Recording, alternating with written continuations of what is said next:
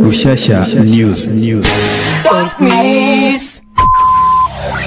Reka tubasuhuze mwese nshuti banywanyi basomye beza b'ikinyamakuru Rushyashya News. Banyarwanda ni mucyo twibuke twiyubaka, dore ingoma y'abahekuye u Rwanda isigaranye abakaraza babusanya.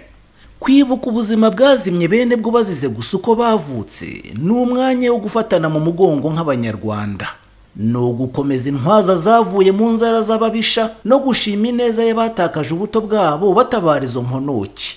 Jenoside yakorewe abatutsi ni ikimwaro ku muryango nyarwanda no ku muryango mugari w'abatuye isi, ariko simperuka nk'iyo bagosora yifurizaga izo ngorwa. U Rwanda rwakozwe mu nda kubera ibigwanda, ariko rwahakuye impamvu yo kurwanya ikibi, kabone n'iy'ababi baba bakiruhigira.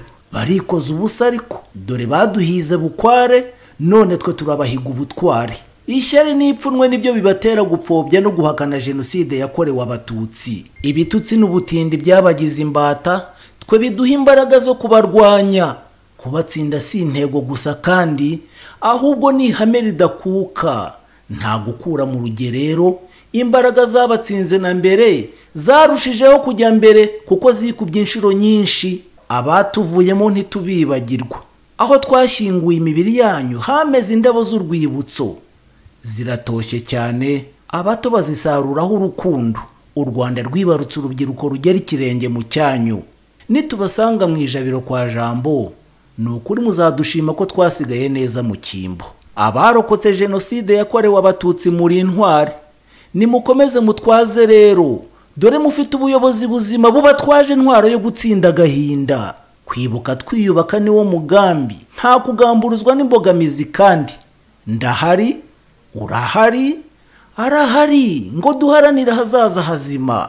Nta mpamvu y'amaganya, inyangabirama zaranyazwe, ubu zisigaye ku magambo n'imbohe z'urwango.